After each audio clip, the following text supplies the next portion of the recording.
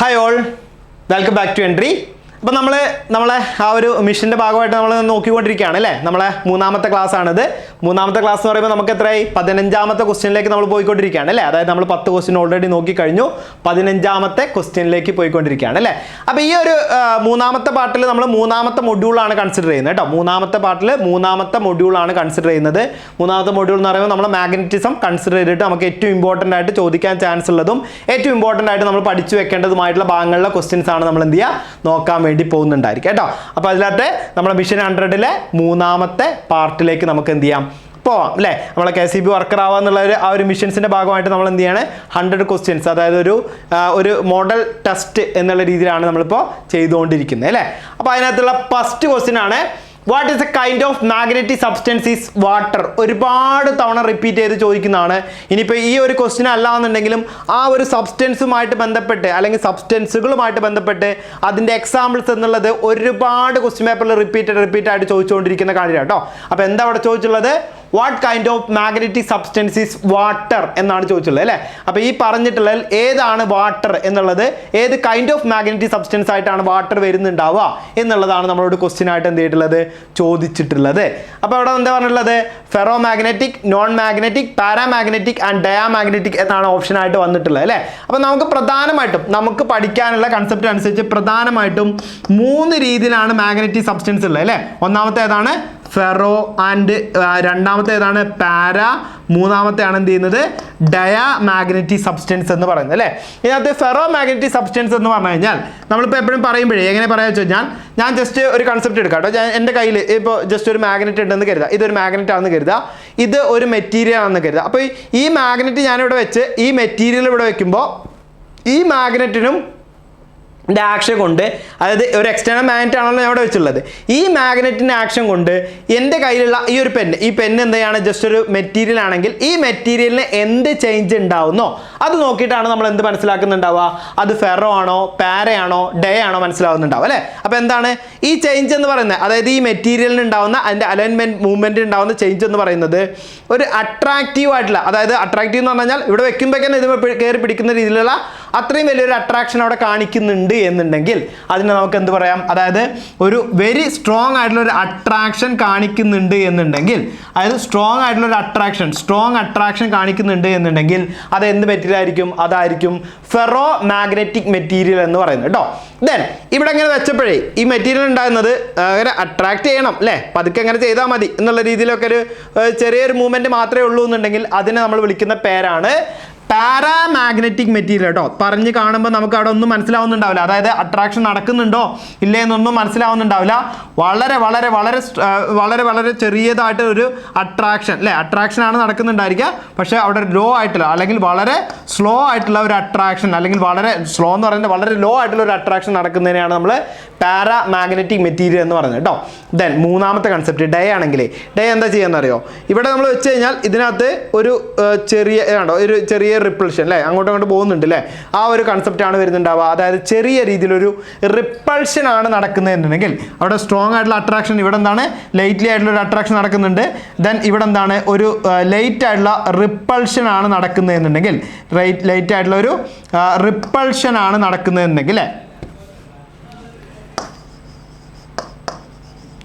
Repulsion ആണ് നടക്കുന്നുണ്ടെങ്കിൽ അതിന് നമുക്ക് എന്ത് വിളിക്കാം, ഡയാമാഗ്നറ്റിക് സബ്സ്റ്റൻസ് എന്ന് വിളിക്കാം കേട്ടോ. അപ്പോൾ ഫെറോ ആണെങ്കിൽ സ്ട്രോങ് ആയിട്ടുള്ള അട്രാക്ഷൻ ആണ്, പാര ആണെങ്കിൽ ഒരു സ്ലൈറ്റ് ആയിട്ടുള്ള അട്രാക്ഷൻ ആണ് കാണിക്കുന്നുണ്ടായിരിക്കുക, ദെൻ ഒരു സ്ലൈറ്റ് ആയിട്ടുള്ള റിപ്പൾഷൻ ആണ് കാണിക്കുന്നുണ്ടെങ്കിൽ അതിനെ നമുക്ക് എന്താ വിളിക്കുന്നുണ്ടായിരിക്കുക, അതിനെ ആ ഒരു കൺസെപ്റ്റിൽ ഒരു സ്ലൈറ്റ് ആയിട്ടുള്ള റിപ്പൾഷൻ ആണ് കാണിക്കുന്നുണ്ടെങ്കിൽ അതിനെ നമ്മൾ ഡയാമാഗ്നറ്റിക് സബ്സ്റ്റൻസ് എന്നാണ് വിളിക്കുന്നുണ്ട് കേട്ടോ. അപ്പോൾ ഇതിനകത്ത് പറഞ്ഞപ്പോൾ ഫെറോ, നോൺ ആൻഡ് പാര ആൻഡ് ഡയ എന്നാണ് പറഞ്ഞിട്ടുള്ളത്. വാട്ടർ എന്ന് പറയുന്നത് ഒരു ഡയാമാഗ്നറ്റിക് സബ്സ്റ്റൻസിന്റെ എക്സാമ്പിൾ ആണ് കേട്ടോ. വാട്ടർ എന്ന് പറയുന്നതാണ് ഒരു ഡയാമാഗ്നറ്റിക് സബ്സ്റ്റൻസ് ആണ് വരുന്നുണ്ടാവുക. അപ്പോൾ ഓർത്ത് വയ്ക്കുക, ഡയാമാഗ്നറ്റിക് സബ്സ്റ്റൻസ് എന്ന് പറഞ്ഞു കഴിഞ്ഞാൽ വീക്ക്ലി റിപ്പൽഡ് ആയിട്ടുള്ള കൺസെപ്റ്റ് ആണ് ഡയാമാഗ്നറ്റിക് സബ്സ്റ്റൻസ് വരുന്നുണ്ടാവുക. Bismuth, copper, silver, gold, water, wood ഇതെല്ലാം എന്താണ് ഡയാമാഗ്നറ്റിക് സബ്സ്റ്റൻസിന് എക്സാമ്പിൾ ആയിട്ട് വരുന്നതാണ്. ദെൻ പാരാമാഗ്നറ്റിക് സബ്സ്റ്റൻസ് എന്ന് പറഞ്ഞാൽ ഒരു വീക്കിലി അട്രാക്ഷൻ ആണ് കാണിക്കുന്നുണ്ടായിരിക്കുക. Aluminium, platinum, chromium, manganese and air കേട്ടോ. എയർ ഏറ്റവും ഇമ്പോർട്ടൻ്റ് ആയിട്ടുള്ള കൺസെപ്റ്റാണ് എയർ എന്ന് പറയുന്നത്. എയർ ഒക്കെ നമുക്ക് എന്ത് ചെയ്യാം, ഇതിൻ്റെ ഒരു പാരാമാഗ്നറ്റിക് സബ്സ്റ്റൻസിന് എക്സാമ്പിൾ ആയിട്ട് പറയാം. ദെൻ സ്ട്രോങ്ലി അട്രാക്റ്റഡ് ആണ് നമുക്ക് എന്ത് ചെയ്യാം, ഫെറോമാഗ്നറ്റിക് സബ്സ്റ്റൻസ് ആയിട്ട് വരുന്നുണ്ടാവുക. അയൺ, സ്റ്റീല്, കൊബാൾട്ട്, നിക്കൽ തുടങ്ങിയൊക്കെ എന്താണ്, ഒരു ഫെറോ മാഗ്നറ്റിക് സബ്സ്റ്റൻസ് ആയിട്ടാണ് വരുന്നുണ്ടാവുക. ക്ലിയർ ആണല്ലോ? അടുത്ത ക്വസ്റ്റ്യൻ നോക്കാം. അപ്പോൾ ഒരു എക്സാമ്പിൾ ഷുവർ ആയിട്ട് നമുക്ക് ചോദിക്കും കേട്ടോ. എല്ലാ എക്സാമ്പിൾസും നിങ്ങൾ എന്ത് ചെയ്യണം, പഠിച്ചു വെച്ചിട്ടുണ്ടായിരിക്കണം അല്ലേ. അടുത്ത ക്വസ്റ്റ്യൻ ആണ്, what will happen if a bar magnet is broken into 2 pieces എന്നാണ് പറയുന്നത്. Magnetic property will be destroyed. Each piece will become a separate magnet. 1 piece will have only north pole and none of these എന്ന് പറഞ്ഞിട്ടുണ്ട് അല്ലേ. എന്താ ചോദിച്ചില്ല, എന്താണ് ക്വസ്റ്റിൻ്റെ concept എന്താണ്? അതായത് ഇപ്പം എൻ്റെ കയ്യിലുള്ള ഈ പെൻ ഒരു മാഗ്നറ്റ് ആണെന്ന് കരുതുക. നിങ്ങൾ ജസ്റ്റ് ഒരു മാഗ്നറ്റ് ഞാൻ കയ്യിലെടുത്തതാണ്. ഞാൻ മാഗ്നറ്റിനെ നടുക്ക് കട്ട് ചെയ്യാണ് അല്ലേ, ഇതിൻ്റെ സെൻറ്റർ കട്ട് ചെയ്യാണ്. സെൻറ്റർ കട്ട് ചെയ്യുകയാണെങ്കിൽ പിന്നീട് അതിന് എന്താണ് സംഭവിക്കുന്നുണ്ടായിരിക്കുക. അതായത് ഞാൻ ഇതേപോലെ ഒരു മാഗ്നറ്റ് ഇവിടെ എടുത്തു. മാഗ്നറ്റ് എടുത്ത് നോർത്ത് പോളും സൗത്ത് പോളും ഉണ്ട് അല്ലേ. ആ മാഗ്നറ്റ് നോർത്ത് പോളും സൗത്ത് പോളും ഉണ്ട്. ഞാൻ ആ മാഗ്നറ്റിനെ നടുക്ക് വെച്ചിട്ട് എന്ത് ചെയ്യണോ, ഒന്ന് കട്ട് ചെയ്തു അല്ലേ. കട്ട് ചെയ്യുകയാണെന്നുണ്ടെങ്കിൽ എന്ത് ചെയ്തു, അതിപ്പോൾ 2 കഷ്ണമായിട്ടോ. ഇവിടെ നോർത്ത് പോൾ ആദ്യമുള്ള, ഇവിടെ സൗത്ത് പോളുള്ള 2 കഷ്ണമായിട്ട് മാറി അല്ലേ. ഇനി എന്താണ് ഈ മാഗ്നറ്റിന് സംഭവിക്കുന്നുണ്ടാവുക? ഇതാണ് നമ്മളോട് ക്വസ്റ്റ്യൻ ആയിട്ട് ചോദിച്ചുള്ളത്. അവിടെ നിങ്ങൾ ഓർത്ത് വയ്ക്കുക, ഒരു മാഗ്നറ്റ് ഒരിക്കലും ഒരു പോള് മാത്രമായിട്ട് എന്ത് ചെയ്യില്ല, എക്സിസ്റ്റ് ചെയ്യില്ല കേട്ടോ. അതായത് ഒരു മാഗ്നറ്റിക് പീസിൻ്റെ ഒരിക്കലും എന്ത് ചെയ്യില്ല, ഒരു പോള് മാത്രമായിട്ട് എക്സിസ്റ്റ് ചെയ്യില്ല. എവിടെ നമ്മൾ കട്ട് ചെയ്തോ ആ കട്ട് ചെയ്യുന്നതിൻ്റെ കൂടെ തന്നെ എന്ത് ചെയ്യും, അതിനെ 2 പോളായിട്ട് മാറുന്നുണ്ടായിരിക്കും. അതായത് നോർത്ത് സൗത്ത് ഉള്ള ഒരു പോളായിട്ട് മാറി, ഇവിടെ എന്ത് ചെയ്യുന്നുണ്ടായിരിക്കും, ഇവിടെ വീണ്ടും നോർത്ത് സൗത്ത് ഉള്ള ഒരു പോളായിട്ട് മാറി അല്ലേ. അപ്പോൾ മാഗ്നറ്റിക് പോൾ നമ്മൾ പറയുന്നത് അതിന് എന്താണ്, ആ ഒരു അട്രാക്റ്റീവ് പ്രോപ്പർട്ടി എവിടെയാണോ കൂടുതലായിട്ട് കാണിക്കുന്നത് ആ ഒരു ഭാഗത്തിനെയാണ്, അല്ലെങ്കിൽ റിപ്പൾസീവ് പ്രോപ്പർട്ടി, അതായത് ആ മാഗ്നറ്റിക് പ്രോപ്പർട്ടി എവിടെയാണോ കൂടുതലായിട്ട് കാണിക്കുന്നത് ആ ഭാഗത്തിനെയാണ് നമ്മൾ പോൾ എന്ന് പറയാറുള്ളത്. ആ പോളിൽ എന്ത് ചെയ്യുന്നുണ്ടായിരിക്കും, ഇനി ഇത് എത്ര കട്ട് ചെയ്താലും കേട്ടോ, ഇനി അടുത്ത വീണ്ടും ഇവിടെ ഒന്നും കൂടി കട്ട് ചെയ്തു, വീണ്ടും 2 പീസായി എന്ന് കരുതുക. എന്നാലും അതിനകത്ത് എന്ത് ചെയ്യുന്നുണ്ടായിരിക്കും, വീണ്ടും അത് 2 സെപ്പറേറ്റ് മാഗ്നറ്റ് ആയിട്ട് മാറുന്നുണ്ടായിരിക്കും കേട്ടോ. അപ്പോൾ എത്ര പീസായിട്ട് നിങ്ങൾ ഇതേപോലെ കട്ട് ചെയ്ത് കഴിഞ്ഞാലും അതെന്തായിട്ട് മാറുന്നുണ്ടായിരിക്കും, സെപ്പറേറ്റ് മാഗ്നറ്റ് ആയിട്ട് മാറുന്നുണ്ടായിരിക്കും. അതായത് ഒരിക്കലും ഒരു മാഗ്നറ്റ് എന്ത് ചെയ്യില്ല, ഒരു സിംഗിൾ പോളായിട്ട് നിലനിൽക്കുന്നുണ്ടാവില്ല, എപ്പോഴും ഡബിൾ പോളായിട്ട് നിലനിൽക്കുന്നുണ്ടാവുള്ളൂ. അതായത് ഡബിൾ പോൾ എന്ന് പറയുന്നത് ഒരു നോർത്ത് പോളും ഒരു സൗത്ത് പോളുമായിട്ടായിരിക്കും നിലനിൽക്കുന്നുണ്ടായിരിക്കുക. അപ്പോൾ അതാണ് നമുക്ക് ആൻസർ ആയിട്ട് വരുന്നുണ്ടാവുക. ഇവിടെ magnetic property will be destroyed എന്ന് പറഞ്ഞിട്ടുണ്ട്. ഒരിക്കലും നഷ്ടപ്പെടില്ല കേട്ടോ, മാഗ്നറ്റിക് പ്രോപ്പർട്ടി നഷ്ടപ്പെടില്ല. Then each piece will become a separate magnet. അതാണ് നമുക്ക് ആൻസർ ആയിട്ട് വരുന്നുണ്ടാവുക. അതായത് എല്ലാ പീസും എന്ത് ചെയ്യുന്നുണ്ടായിരിക്കും, ഓരോ സെപ്പറേറ്റ് മാഗ്നറ്റുകളായിട്ട് മാറുകയാണ് ചെയ്യുന്നുണ്ടാവുക അല്ലേ. അതാണ് ഇപ്പോൾ നമ്മളിവിടെ കണ്ടത് അല്ലേ. ദെൻ അടുത്ത് എന്താണ്, 1 piece will have only north Paul. ഒരു പീസിൽ എന്ത് ചെയ്യും, നോർത്ത് പോൾ മാത്രമായിരിക്കും വരുന്നത്, ഒരു പീസിൽ സൗത്ത് പോൾ മാത്രമായിരിക്കും വരുന്നത് അല്ലേ. അങ്ങനെ ഒരു കാര്യമേ നടക്കില്ല കേട്ടോ. നമ്മൾ പറഞ്ഞു എന്താണ്, ഒരിക്കലും ഒരു മാഗ്നറ്റ് എന്ത് ചെയ്യില്ല, ഒരു സിംഗിൾ പോൾ മാത്രമായിട്ട് കൺസിഡർ ചെയ്യില്ല, അല്ലെങ്കിൽ സിംഗിൾ പോൾ മാത്രമായിട്ട് നിലനിൽക്കുന്നുണ്ടായിരിക്കില്ല. അപ്പം നമുക്കറിയാം എന്താണ്, ആ ഒരു പീസിൽ നോർത്ത് പോൾ മാത്രമായിരിക്കും എന്ന് പറയുന്നത് നമുക്ക് തെറ്റാണെന്ന് പറയാം. നൺ ഓഫ് ദീസ് ആണ് പറഞ്ഞത് അല്ലേ. അപ്പോൾ അതുകൊണ്ട് ഓപ്ഷൻ ബി ആണ് നമുക്ക് ആൻസർ ആയിട്ട് കിട്ടുന്നുണ്ടാവുക. അതായത് ഓരോ പോളും സെപ്പറേറ്റ് മാഗ്നറ്റുകളായിട്ട് മാറുകയാണ് ചെയ്യുന്നുണ്ടാവുക. ക്ലിയർ ആണല്ലോ അല്ലേ. ഓക്കെ, അടുത്ത ക്വസ്റ്റ്യനിലേക്ക് പോകാം നമുക്ക്. 1 Weber per second is called 1 ohm, 1 watt and 1 volt and 1 ampere എന്നാണ് പറഞ്ഞിട്ടുള്ളത് അല്ലേ. ഇതൊരു കൺസെപ്റ്റ് ആണ്. കാരണം നമ്മളിപ്പോൾ വെബർ പെർ സെക്കൻഡ് എന്താണ് എന്നാണ് ചോദിച്ചുള്ളത് അല്ലേ. അപ്പോൾ നിങ്ങൾ നോർമലി പഠിച്ചു വെക്കുമ്പോഴേ എല്ലാ ഇക്വേഷൻസ് പഠിക്കുമ്പോഴും ഇത് വെച്ചിട്ടൊരു ഇക്വേഷൻ ഒരു സാധാരണ ഇപ്പോൾ ഇക്വേഷൻസ് ഒക്കെ പഠിച്ചു വെക്കുന്ന സമയത്ത് അത് വെച്ചിട്ട് നമുക്കൊരു യൂണിറ്റ് കൺസിഡർ ചെയ്യാൻ പറ്റുമോ എന്നുള്ളത് നോക്കി വെക്കുക കേട്ടോ. ഇപ്പോൾ ഇവിടെ വെബർ പെർ സെക്കൻഡ് എന്ന് പറഞ്ഞു കഴിഞ്ഞാൽ നമുക്കറിയാം ഇൻഡ്യൂസ്ഡ് EMFിൻ്റെ equation E is equal to എന്താ നമ്മൾ പഠിച്ചുള്ളത്, ലെൻസസ് ലോ പ്രകാരം -n ആൻഡ് അതുപോലെ തന്നെ Faraday's laws of electromagnetic induction പ്രകാരം n/dt എന്നാണ് പറഞ്ഞത് അല്ലേ. അതായത് നമുക്ക് പറയാം എന്താണ്, Faraday's laws of electromagnetic induction second law പ്രകാരം E is directly proportional to dϕ/dt എന്നാണ് പറയുന്നത് അല്ലേ, സെക്കൻഡ് ലോ പ്രകാരം. അപ്പോൾ അതിന് നമുക്ക് കിട്ടുന്ന ഇക്വേഷൻ ആണ് E is equal to -n dϕ/dt എന്ന് പറയുന്നത്. ഇവിടെ നമ്മുടെ ക്വസ്റ്റ്യൻ ചോദിച്ചിട്ടുള്ള എന്താണ്, 1 Weber per second എന്താണ് എന്നാണ് ചോദിച്ചത് അല്ലേ. വെബർ പെർ സെക്കൻഡ്, അതായത് ഞാനിപ്പോൾ ഇവിടെ ഒരു n എന്ന് പറയുന്നത് ശരിക്കും ടേൺസ് അല്ലേ, അത് നമ്മൾ ഒഴിവാക്കുകയാണെങ്കിൽ E is equal to നമുക്ക് എന്ത് പറയാം, dϕ/dt ആണെന്ന് പറയാം അല്ലേ. അതായത് E എന്ന് പറയുന്നത് എന്താണ്, വോൾട്ടേജ് ആണ്. അപ്പോൾ നമുക്ക് വോൾട്ട് എന്ന് എഴുതാം. അതായത് വോൾട്ട് ഈസ് ഈക്വൽ ടു എന്താണ്, വെബർ പെർ എന്താ നമുക്ക് കിട്ടുന്നുണ്ടാവുക, ടൈമിനെ സെക്കൻഡ് എന്നാണ് വിളിക്കുന്നുണ്ടായിരിക്കും അല്ലേ. അതായത് വെബർ പെർ സെക്കൻഡ് എന്നാണ് നമുക്ക് കിട്ടുന്നുണ്ടാവുക. അതായത് 1 വോൾട്ട് എന്ന് പറയുന്നത് 1 വെബർ പെർ 1 സെക്കൻഡ് ടൈമിന് എന്ത് ചെയ്യാണ്, ഈക്വൽ ആയിട്ടാണ് വരുന്നുണ്ടാവുക. അപ്പോൾ അവിടെ ചോദിച്ചുള്ളത് എന്താണ്, വെബർ പെർ സെക്കൻഡ് എന്താണെന്നാണ് ചോദിച്ചുള്ളത്. വെബർ പെർ സെക്കൻഡ് എന്ന് പറഞ്ഞു കഴിഞ്ഞാൽ 1 വോൾട്ടിന് ഈക്വൽ ആണ് എന്ന് നമുക്ക് പറയാം കേട്ടോ. അപ്പോൾ ഇതേപോലെ ഡിറൈവ് ചെയ്ത് കിട്ടുന്ന ഇക്വേഷൻസ് നമുക്ക് ഒരുപാട് വരുന്നുണ്ട്. അങ്ങനെയുള്ള ഇക്വേഷൻസ് ഒക്കെ നമുക്ക് എന്ത് ചെയ്യും, ക്വസ്റ്റ്യൻ പേപ്പറിൽ ചോദിച്ച് കാണാറുണ്ട് കേട്ടോ. അപ്പോൾ ഈ ഒരു കൺസെപ്റ്റ് ഓർത്ത് വെക്കുക. ഇനി ഇതേപോലെ തന്നെ മാഗ്നറ്റിക് ഫ്ലക്സിന്റെ യൂണിറ്റ് നമ്മളോട് ചോദിക്കാം അല്ലേ. ഫ്ലക്സിന്റെ യൂണിറ്റ്, അതായത് നമ്മൾ ആ ഒരു കൺസെപ്റ്റിൽ വെബർ എന്ന് പഠിച്ചിട്ടുള്ള മാഗ്നറ്റിക് ഫ്ലക്സിന്റെ യൂണിറ്റ് എന്താ വരുന്നുണ്ടാവുക. ഇപ്പോൾ അവിടെ d5 എന്ന് പറഞ്ഞു കഴിഞ്ഞാൽ അതാണ് നമ്മൾ ഫ്ലക്സ് എന്ന് പറയുന്നത് അല്ലേ. അപ്പോൾ ഈ ടൈം ഇങ്ങോട്ട് വരുന്നുണ്ടായിരിക്കും. അതായത് നമുക്ക് പറയുമ്പോൾ എന്ത് പറയാം, വോൾട്ട് സെക്കൻഡ് ആണ് എന്ത് ചെയ്യുന്നത്, ഫ്ലക്സിന്റെ യൂണിറ്റ് അല്ലേ. അതായത് വെബർ എന്ന് പറഞ്ഞു കഴിഞ്ഞാൽ അതിന് ഈക്വൽ ആയിട്ട് നമുക്ക് വരുന്ന ടൈമാണ് വോൾട്ട് സെക്കൻഡ് എന്ന് പറയുന്നത് കേട്ടോ. അപ്പോൾ ഇതേപോലത്തെ ടേംസ് ഒക്കെ നിങ്ങൾ ക്ലിയർ ആയിട്ട് തന്നെ എന്ത് ചെയ്യുക, നോട്ട് ചെയ്ത് പഠിച്ചു വെക്കണം. ഇതുപോലത്തെ ആ ഒരു ക്വസ്റ്റ്യൻസ് ഒക്കെ നമുക്ക് എന്ത് ചെയ്യുന്നുണ്ടായിരിക്കും, അതിനകത്ത് ചോദിക്കാൻ ചാൻസ് ഉള്ള കേട്ടോ. അതായത് വെബർ എന്ന് പറയുമ്പോൾ വോൾട്ട് സെക്കൻഡ് ആണ് വരുന്നുണ്ടാവുക.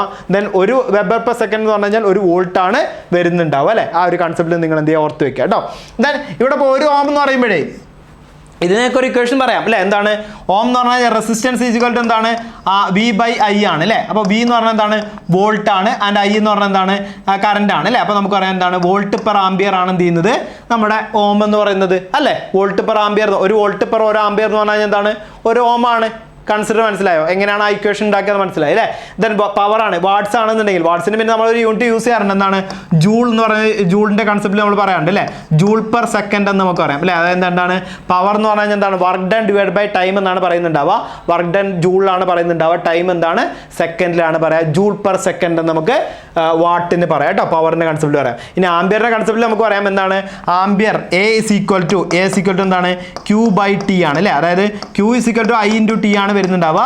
അത് I എന്ന് പറയുന്നത് നമുക്ക് എന്ത് ചെയ്യാം, കറണ്ട് എടുക്കുകയാണെന്നുണ്ടെങ്കിൽ I is equal to എന്താണ്, Q/T ആണ് വരുന്നുണ്ടാവുക. അതായത് A is equal to ampere is equal to എന്താണ് വരുന്നുണ്ടാവുക, കൂളം അല്ലേ.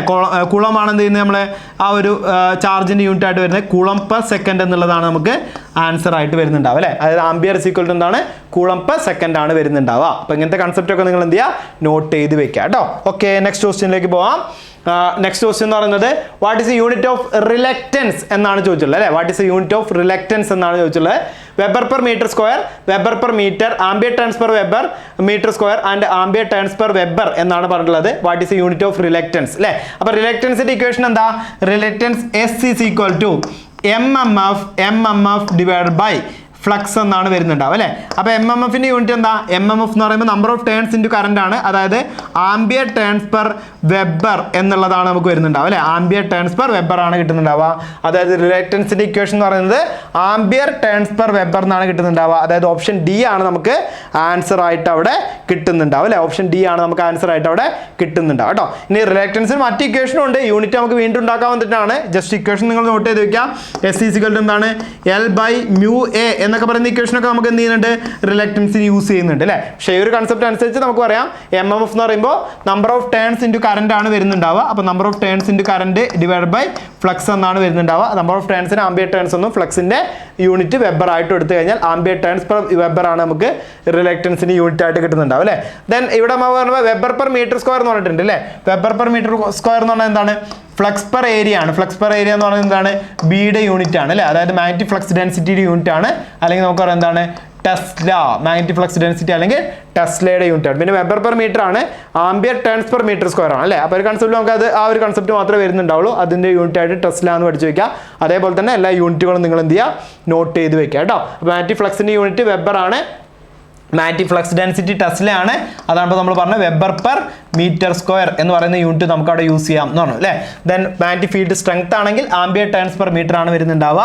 ആൻഡ് മാഗ്നറ്റിക് ഫോഴ്സ് ആണെന്നുണ്ടെങ്കിൽ ന്യൂട്ടൺ ആണ് വരുന്നുണ്ടാവുക. ആൻഡ് മാഗ്നറ്റോ മോട്ടീവ് ഫോഴ്സ് ആണെന്നുണ്ടെങ്കിൽ എന്താണ്, ആംബിയർ ടേൺസ് ആണ് വരുന്നുണ്ടാവുക. പെർമിയബിലിറ്റി ആണെങ്കിൽ ഹെൻറി പെർ മീറ്റർ ആണ് വരുന്നുണ്ടാവുക. അതേപോലെ തന്നെ റിലേറ്റീവ് പെർമിയബിലിറ്റി ആണെങ്കിൽ യൂണിറ്റ് ഒന്നും ഇല്ലാത്ത ക്വാണ്ടിറ്റി ആണ് കേട്ടോ റിലേറ്റീവ് പെർമിയബിലിറ്റി എന്ന് പറയുന്നത്. ദെൻ മാഗ്നറ്റിക് റിലക്റ്റൻസ് ആണെന്നുണ്ടെങ്കിൽ ആംബിയർ ടേൺസ് പെർ മീറ്റർ ആണ് വരുന്നുണ്ടാവുക. ആൻഡ് ഇൻഡക്റ്റൻസ് ആണെന്നുണ്ടെങ്കിൽ ഹെൻറി ആണ് യൂണിറ്റ് ആയിട്ട് വരുന്നുണ്ടാവും കേട്ടോ. അപ്പോൾ എല്ലാ യൂണിറ്റുകളും നിങ്ങൾ എന്ത് ചെയ്യുക, ക്ലിയർ ആയിട്ട് തന്നെ പഠിച്ചു വെക്കുക. അത് ഓരോ മോഡ്യൂളിലും യൂണിറ്റ് ഇതേപോലെ ടേബിൾസ് ആയിട്ട് നിങ്ങൾ എന്ത് ചെയ്യണം, പഠിച്ചു വെച്ചിട്ടുണ്ടായിരിക്കണം കേട്ടോ. ഓക്കെ, അടുത്ത ക്വസ്റ്റ്യൻ ആയിട്ട് കാണാം. അടുത്ത ക്വസ്റ്റ്യൻ എന്ന് പറയുന്നത് the capacitance of a capacitor is not affected by എന്നാണ് ചോദിച്ചിട്ടുള്ളത്. The capacitance of a capacitor is not affected by thickness of the plate, distance between the plate, area of the plate and none of these എന്നാണ് പറഞ്ഞത് അല്ലേ. Capacitance of a capacitor, ഒരു കപ്പാസിറ്ററിന്റെ capacitance എന്ന് പറയുന്നത് എന്തിനെ ഡിപ്പെൻഡ് ചെയ്ത് വരുന്നുണ്ടായിരിക്കുക, C is equal to epsilon A by D എന്നാണ് വരുന്നുണ്ടാവും അല്ലേ. അതായത് ഒരു കപ്പാസിറ്റർ നമ്മൾ നിർമ്മിക്കുകയാണെങ്കിൽ ആ ഒരു കപ്പാസിറ്റർ എന്ന് പറഞ്ഞാൽ എങ്ങനെ നിർമ്മിക്കുന്നുണ്ടായിരിക്കുക, ഇതേപോലെ ഒരു പ്ലേറ്റ്, അതേപോലെ തന്നെ ഒരു പാരലൽ പ്ലേറ്റ് എടുക്കുന്നുണ്ടായിരിക്കും. രണ്ട് പ്ലേറ്റുകൾ നമ്മൾ വെക്കും. ഈ പ്ലേറ്റുകൾക്കിടയിൽ നമ്മൾ എന്ത് ചെയ്യാണ്, ഒരു ഡൈലക്ട്രിക് മെറ്റീരിയൽ അല്ലേ, ഒരു ഡൈലക്ട്രിക് മെറ്റീരിയൽ നമ്മൾ ഫില്ല് ചെയ്യാണ് ചെയ്യുന്നുണ്ടായിരിക്കുക അല്ലേ. ഒരു ഡൈലക്ട്രിക് മെറ്റീരിയൽ നമ്മൾ എന്ത് ചെയ്യാണ്, ഫില്ല് ചെയ്യാണ് ചെയ്യുന്നുണ്ടാവുക. അപ്പോൾ ഇതേപോലെ ഒരു ഡൈലക്ട്രിക് മെറ്റീരിയൽ നമ്മൾ എന്ത് ചെയ്യും, ഫില്ല് ചെയ്തിട്ടുണ്ടായിരിക്കും. ഇപ്പോൾ ആ ഡൈലക്ട്രിക് മെറ്റീരിയൽ ഏതാണോ ഉപയോഗിക്കുന്നത് അതിനനുസരിച്ചിട്ടാണ് നമ്മൾ എന്ത് ചെയ്യുക, ഒരു കപ്പാസിറ്ററിൻ്റെ പേരൊക്കെ വരുന്നുണ്ടാവും അല്ലേ. ഏത് ഡൈലക്ട്രിക് മെറ്റീരിയലാണ് നമ്മൾ യൂസ് ചെയ്യുന്നത് അതിനനുസരിച്ചാണ് അതിൻ്റെ കപ്പാസിറ്ററിൻ്റെ പേരൊക്കെ വരുന്നുണ്ടാവും അല്ലേ. ദെൻ അതിനെ ഡിപ്പെൻഡ് ചെയ്യുന്ന ഫാക്ടേഴ്സ് എന്ന് പറയുന്നത് ഈ ഡൈലക്ട്രിക് മെറ്റീരിയൽ ഏതാണോ യൂസ് ചെയ്യുന്നത്, ആ ഡൈലക്ട്രിക് മെറ്റീരിയൽ ഏതാണോ യൂസ് ചെയ്യുന്നത് ആ മെറ്റീരിയലിൻ്റെ ഡൈലക്ട്രിക് സ്ട്രെങ്ത് അല്ലേ. അതായത് നമ്മൾ അപ്സിലോൺ എന്നുള്ള കൺസെപ്റ്റ് പറയാം, അതിൻ്റെ പെർമിയബിലിറ്റി എന്നുള്ള കൺസെപ്റ്റ് നമുക്ക് എടുക്കാം അല്ലേ. ആ ഒരു സ്ട്രെങ്ത് എന്ന് പറഞ്ഞാൽ അതിൻ്റെ പെർമിയബിലിറ്റി എന്നുള്ള കൺസെപ്റ്റ് എടുക്കാം കേട്ടോ. പെർമിയബിലിറ്റി ആണ് വരുന്നുണ്ടാവുക. ദെൻ അതിനെന്ത് ചെയ്യുന്നുണ്ടാവും, ഈ ഡൈലക്ട്രിക് മെറ്റീരിയൽസിൻ്റെ ഡെപ്ത്, അതായത് നമുക്ക് ആ ഡിസ്റ്റൻസ് എത്രയാണ് വരുന്നുണ്ടാവുക, അല്ലെങ്കിൽ നമുക്ക് ഡിസ്റ്റൻസ് എന്ന് പറയുമ്പോൾ എന്താണ്, ആ പാരലൽ പ്ലേറ്റുകൾക്കിടയിൽ ഉണ്ടാവുന്ന ഡിസ്റ്റൻസ്, അങ്ങനെ വേണമെങ്കിലും എടുക്കാം കേട്ടോ. പാരലൽ പ്ലേറ്റുകൾക്കിടയിൽ ഉണ്ടാവുന്ന ഡിസ്റ്റൻസ്, ആ ഡിസ്റ്റൻസിനെ ഡിപ്പെൻഡ് ചെയ്യുന്നുണ്ടായിരിക്കും. ദെൻ എന്താണ്, ഈ പാരലൽ പ്ലേറ്റിൻ്റെ ഏരിയനെ ഡിപ്പെൻഡ് ചെയ്യുന്നുണ്ടായിരിക്കും അല്ലേ. പാരലൽ പ്ലേറ്റിൻ്റെ ഏരിയനെ ഡിപ്പെൻഡ് ചെയ്യുന്നുണ്ടായിരിക്കും. അപ്പോൾ അത് കൺസിഡർ ചെയ്തിട്ടാണ് നമുക്ക് ഒരു ഇക്വേഷൻ കിട്ടിയിട്ടുള്ളത്. C is equal to capacitance is equal to epsilon A by D എന്ന് പറയുന്നത് അല്ലേ. അപ്സിലോൺ എ ബൈ ഡി എന്ന് പറയുന്നത്. അപ്പോൾ കപ്പാസിറ്റൻസ് എഫക്ട് ചെയ്യുന്നത് നോട്ട് എഫക്റ്റഡ് എന്നാണ് ചോദിച്ചുള്ളത്. ഡിസ്റ്റൻസ് ബിറ്റ്വീൻ പ്ലേറ്റ് എഫക്ട് ചെയ്യുന്നുണ്ട്. എങ്ങനെയാണ് എഫക്ട് ചെയ്യുന്നത്, ഇൻവേഴ്സ്ലി പ്രൊപ്പോർഷൻ ആയിട്ട് അല്ലേ. ഡിസ്റ്റൻസ് ബിറ്റ്വീൻ പ്ലേറ്റ് എന്ന് പറയുന്നത് ഇൻവേഴ്സ്ലി പ്രൊപ്പോർഷൻ ആയിട്ട്, അതായത് ഡിസ്റ്റൻസ് കൂടുകയാണെങ്കിൽ കപ്പാസിറ്റൻസ് എന്ത് ചെയ്യാണ്, കുറയാണ് ചെയ്യുന്നുണ്ടാവുക. അപ്പോൾ അത് ഡിപ്പെൻഡ് ചെയ്യുന്നുണ്ട്. Then area of the plate, area of the plate എങ്ങനെ ഡിപ്പെൻഡ് ചെയ്യുന്നത്, ഡയറക്ട്ലി പ്രൊപ്പോർഷൻ ആയിട്ടാണ് എന്ത് ചെയ്യുക, ഡിപ്പെൻഡ് ചെയ്യുന്നുണ്ടായിരിക്കുക. അതായത് ഏരിയ കൂടുമ്പോൾ കപ്പാസിറ്റൻസിന്റെ വാല്യൂ എന്ത് ചെയ്യാണ്, കൂടുകയാണ് ചെയ്യുന്നുണ്ടാവുക. ദെൻ അതും ഡിപ്പെൻഡ് ചെയ്യുന്നുണ്ട് നമുക്ക് പറയാം. ദെൻ അടുത്തെന്താണ്, പിന്നെ നൺ ഓഫ് ദീസ് എന്നാണ് പറഞ്ഞിട്ടുള്ളത്, തിക്നെസ് ഓഫ് ദ പ്ലേറ്റ് എന്നാണ് പറഞ്ഞത് അല്ലേ. പിന്നെ ഉള്ളത് അപ്സിലോൺ ആണ്, അതായത് പെർമിറ്റിവിറ്റി ആണുള്ളത്. അവിടെ നമുക്ക് എന്ത് ചെയ്യാണ്, ആ ഒരു കൺസെപ്റ്റ് അവിടെ പറഞ്ഞിട്ടില്ല. അപ്പോൾ തിക്നെസ് എന്നുള്ളത് നമുക്കവിടെ ഡിപ്പെൻഡ് ചെയ്യുന്ന ഫാക്റ്റ് അല്ല. അവരുടെ ഓപ്ഷൻ എ ആണ് നമുക്കവിടെ ആൻസർ ആയിട്ട് വരുന്നുണ്ടാവുക. നോട്ട് എഫക്റ്റഡ് ബൈ എന്നാണ് ചോദിച്ചുള്ളത്. എഫക്റ്റ് ചെയ്യാത്ത ഫാക്റ്റ് എന്ന് പറയുന്നത് തിക്നെസ് ആയിരിക്കും എഫക്റ്റ് ചെയ്യാതെ വരുന്നുണ്ടാവുക. അപ്പോൾ ഇതാണ് നമുക്ക് ഇത്രയും ക്വസ്റ്റ്യൻസ് ആണ് നമ്മൾ ഈ ഒരു തേർഡ് മോഡ്യൂളിൽ നമ്മൾ പഠിച്ചിട്ടുണ്ടായിരുന്നത് അല്ലേ. അപ്പോൾ നിങ്ങൾ ക്ലിയർ ആയിട്ട് ക്വസ്റ്റ്യൻസ് നോക്കി വയ്ക്കുക, ഏത് ഏരിയയിൽ നിന്നാണ് ക്വസ്റ്റ്യൻസ് വരുന്നത് നോക്കുക. അതേപോലെ തന്നെ എങ്ങനെയൊക്കെ നമുക്ക് ആ ഒരു ക്വസ്റ്റ്യൻസ് ഫ്രെയിം ചെയ്ത് വരുന്നുണ്ട് എന്നുള്ളതും ആ ഒരു കൺസെപ്റ്റ് റിലേറ്റഡ് ആയിട്ട് നിങ്ങൾ എന്ത് ചെയ്യുക, പഠിച്ചു പോവുക അല്ലേ. അപ്പോൾ അടുത്തൊരു മൊഡ്യൂളിൻ്റെ ക്വസ്റ്റ്യൻസുമായിട്ട്, അതായത് അടുത്ത 4ാമത്തെ സെഷനുമായിട്ട് നമുക്ക് അടുത്ത വട്ടം കാണാം. അതുവരേക്കും ഗുഡ് ബൈ, താങ്ക് യു.